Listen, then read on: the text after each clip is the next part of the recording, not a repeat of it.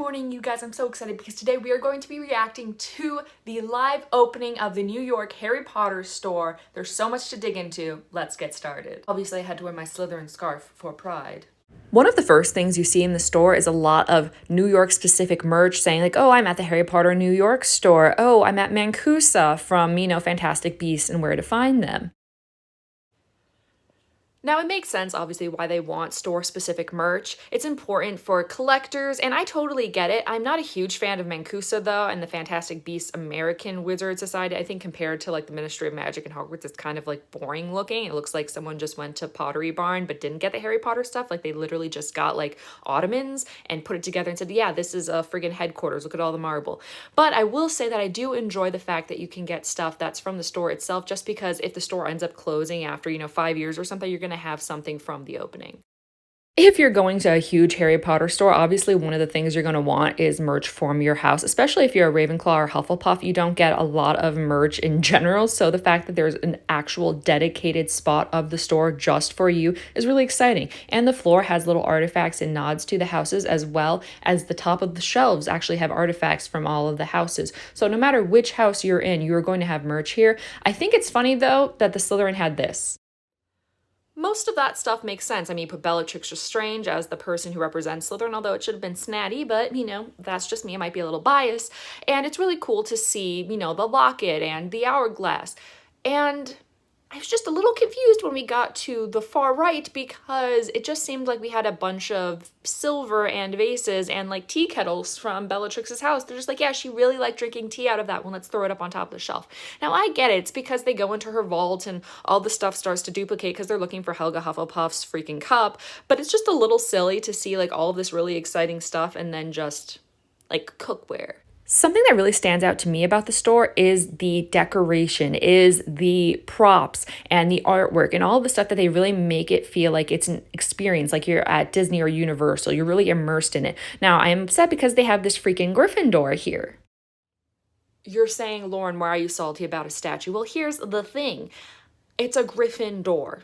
Like, we just gotta have this big Gryffindor nod in the middle of the store. Like, I get we're supposed to be unbiased, but this is freaking Dumbledore's office. He's the headmaster of the school, and he has a Gryffindor. Like, we get it, okay, guy? Calm down. I also just don't like Dumbledore. It's a whole thing. If you want to hear that, message me in the comments, and we'll have a whole talk about it.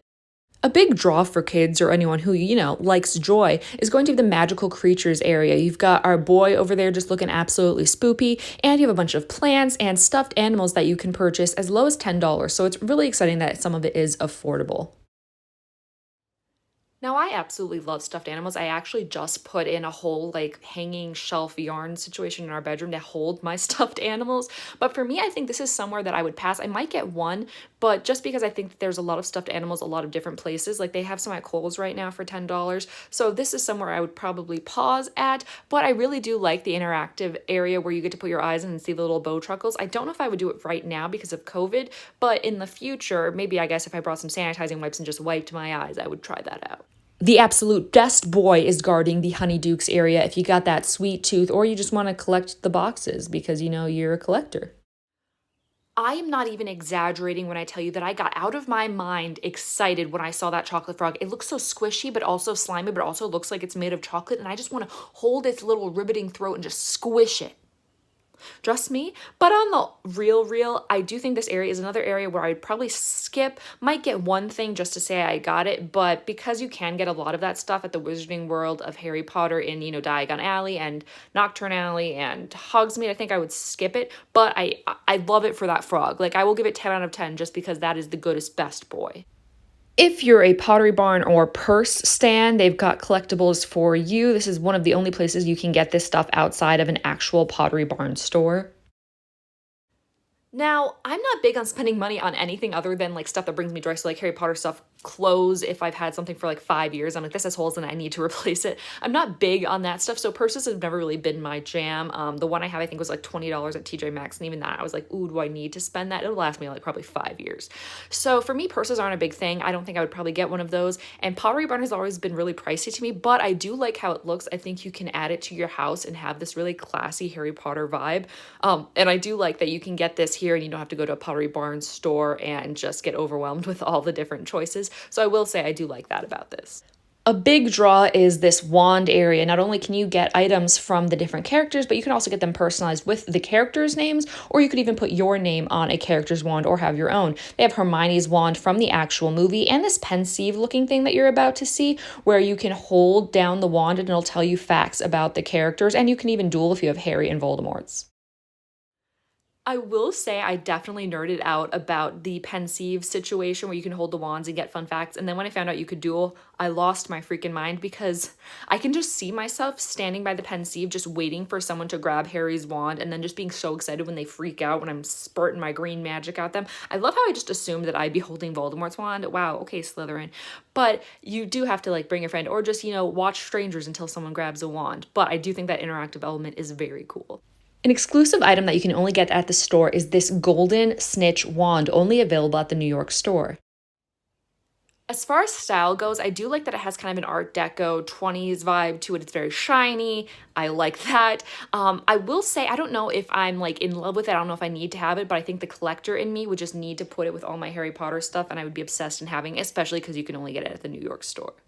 They also have an entire butterbeer bar where you can try different butterbeers and different butterbeer items.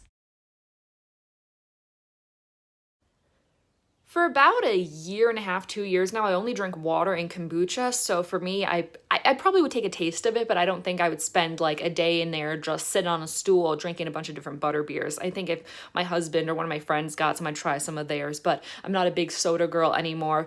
And I think that I'm good enough just trying the ones that they have in Hogsmeade and Diagon Alley. So for me, it doesn't have a huge appeal, but I will say that light fixture is iconic. I want that in my kitchen right now. There's an entire jewelry section with this absolutely stunning time turner above it where you can look at different Swarovski crystal designs.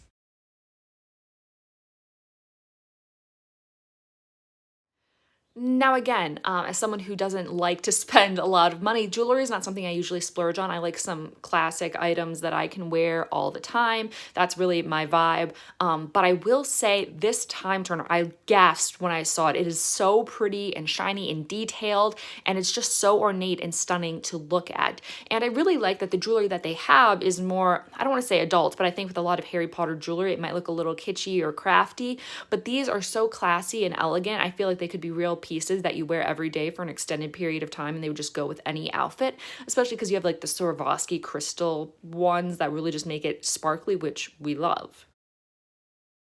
You can also get stuff personalized here, whether it be wands, a Triwizard Tournament jersey, robes, or a chunk. At first, when I heard that there was going to be her personalization available at this store, I was kind of like, well, I feel like it's just kind of a cash grab. I don't know why I would need personalized stuff. Like, how good could it possibly be? But when I saw what they offered, like the fact that I could have my own Triwizard Tournament jersey with my name on it, I got very excited. It's so cool. They look like the actual Triwizard Tournament jerseys. You can get it in your house colors, and to have your name put on it, that's incredible. And it's only $40. Like, the personalization is included in that $40 fee. So I would definitely 100% get that one.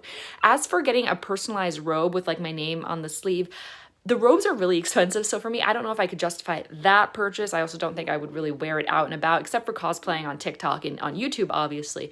But for me, I don't know if I'd be into that one. Or if with my personalized wand, I think I'm more likely to get my name personalized onto Snape's wand just because I'm a fangirl. And the trunk is really interesting. I didn't show too much on here because it's kind of hard to see all the details. But there's a trunk where you can get like a sweater from Mrs. Weasley, robes, chocolate frogs, a wand, a bunch of stuff in there, and then the trunk itself will be personalized. The trunk is $100 even on its own, so I think I'm more likely to get a trunk with just my name on it versus paying extra for all those other things that I might not have even wanted individually, but I just got because they were in a trunk. I'm always cautious of things that are put in a bundle because there's usually stuff in there that you wouldn't want unless it was in the bundle. If you're a fan of the dark arts like myself, they have an entire section dedicated to that theme. They've got Death Eater masks, Tom Marvologon's ring, which is so freaking cool, and a bunch of Sirius Black merch and things like that. I mean, look at that. You're going to tell me that you don't want to just stare at that and be tempted to barbecue your hand just to wear it? So aside from Lucius Malfoy's cane and the Death Eater masks and the ring, I wouldn't really buy anything there. I do love the dark arts, but for me, a lot of it is just not specific enough. Like if they had some potions bottles or something, I think that would be kind of cool. But for me, you know, it's just mostly t-shirts, and I'm trying not to buy too many t-shirts there because I have like a billion already. But that little key circle that you saw is attached to a lot of the artifacts, and if you scan it with your phone with the Harry Potter app, it'll give you a letter and facts about all of the different artifacts, but the letter that you get will spell out a word, and if you spell out that word and figure it out, you bring it to the cash register and they will give you a prize. Now, this is a tough one for me. These books look so cool flying around, but I'm just like, oh, the freaking spines are probably breaking, and it was just hard for me to process. But this bookway arch redeemed it, and it just looked absolutely stunning. I understand aesthetic, but as a book nerd, I can't even dog ear my pages, let alone string them up and fly them from the sky. I get it, it looks cool, but it's just a little painful for me. As for the book arch itself, because those aren't real books, I love it. I wish that I could have like my front door just in that book arch. And what I'm realizing is whoever designed the interior for the store, I just need them to come interior design my house because I'm obsessed with it. The House of Mina Lima has their first brick and mortar store here in the New York store where you can get a bunch of designs from the actual illustrators from the movie and set designers. Now, this has to be one of the most exciting, if not the most exciting thing for me. I love artwork. I'm obsessed with finding artwork for my house that has like a mystical, magical vibe. I just found 2 paintings for our living room after a year of searching, so I would definitely be getting some of the prints from here. They also have wallpaper that has the Marauders on it or the series Black Family Tree, so there's just so many things to dive into, and it's only at that store, so I think that I would definitely be drawn to there and where a lot of my money would be spent. But that is it for the reaction for the new Harry Potter store. What was your favorite part? I think I definitely am drawn to that Mina Lima store, as well as that Time Turner. They were absolutely gorgeous. And of course, my chocolate frog boy. Let me know down in the comments below what your favorite part was. If you like this video, be sure to subscribe because I put out new videos every single week and it helps me a whole bunch. Subscribe.